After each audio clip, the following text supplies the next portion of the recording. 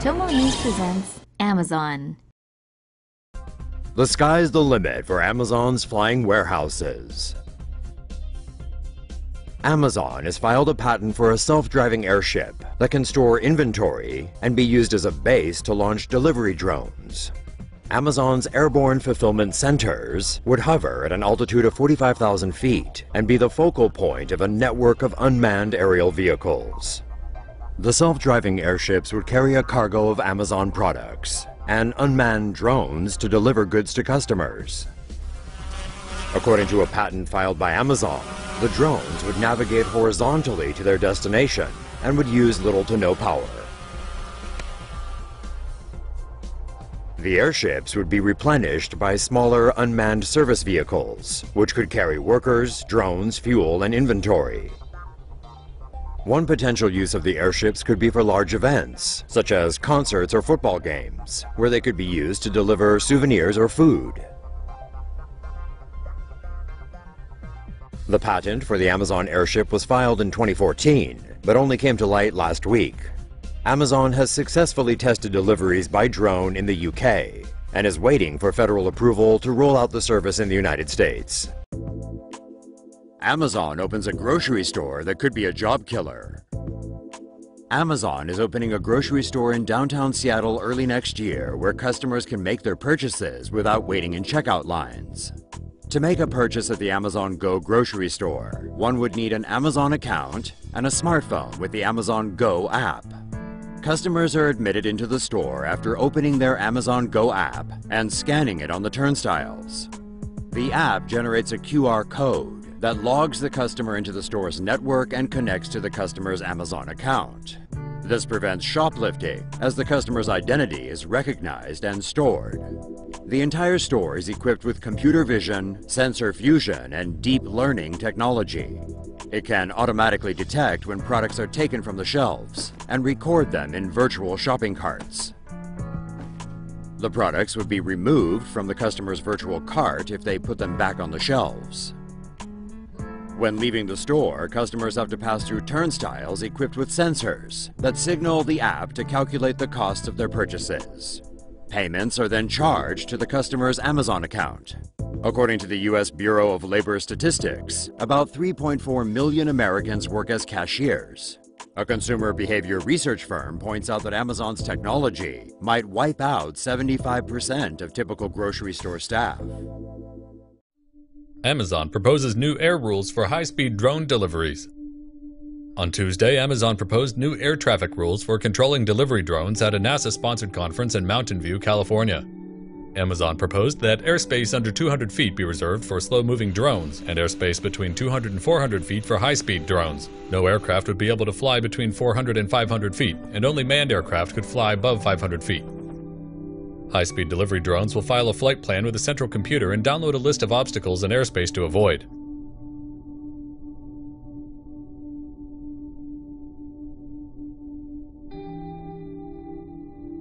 High-speed drones can detect aircraft in their path and will always give way.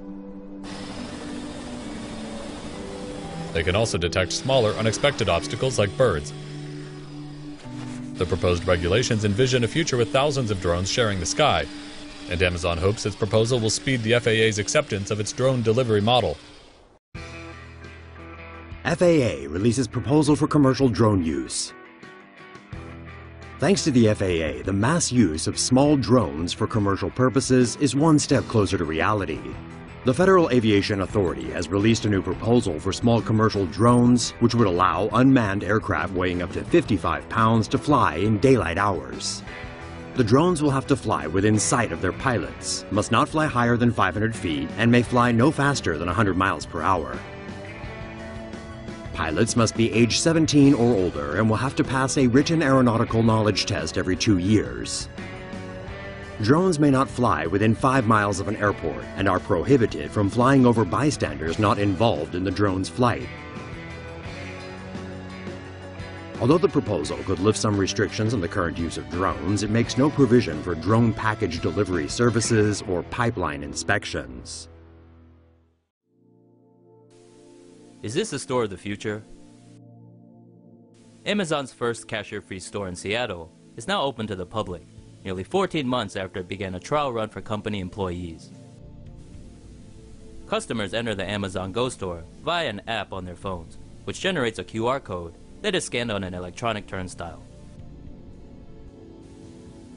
Cameras mounted on the ceiling do not have facial recognition technology, instead detecting motion and sensing depth to track shoppers through the store. This, combined with weight sensors on the shelves, helps the system identify what items are being picked up by which shopper. Once an item is taken off a shelf, it is added to a customer's virtual cart. If an item is picked up, but later returned, the system removes it from the cart.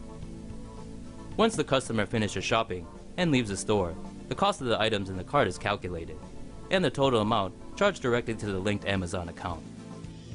Despite having no checkout and no cashiers, the store has a staff to check the IDs of shoppers purchasing alcohol. Employees are also on hand to restock shelves and prepare the store's ready-to-eat meals.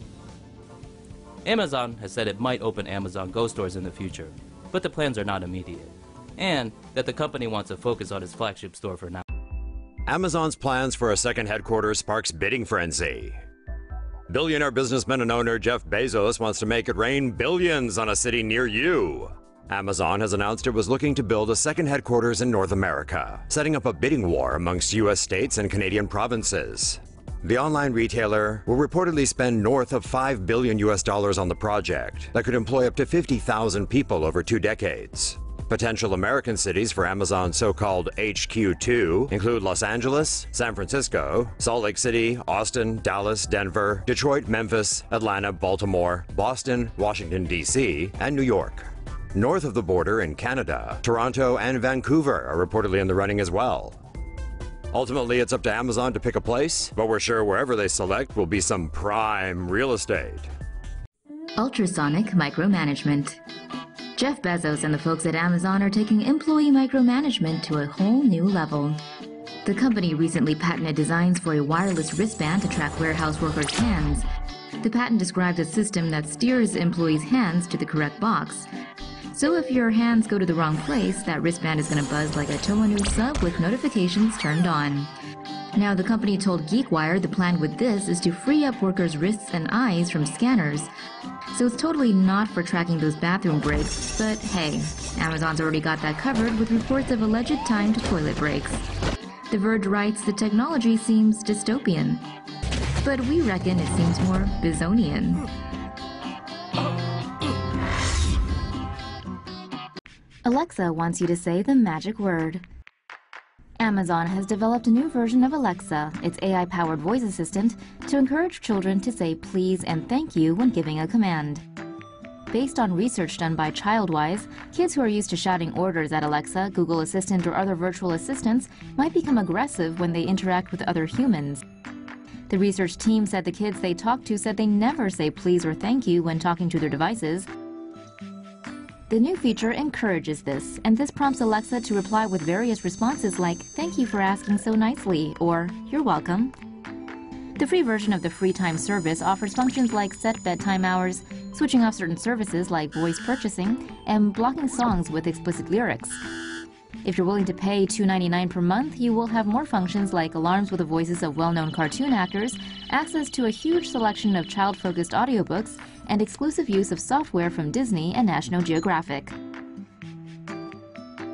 Alexa's voice recognition software has also been updated to react to children's high-pitched voices and will be able to respond to Awww for kids who can't yet pronounce the letter L. The politeness feature is only available for Echo Dot owners that have the free time function enabled. However, Amazon said they will evaluate and see if it's something people want to have on the main Alexa experience.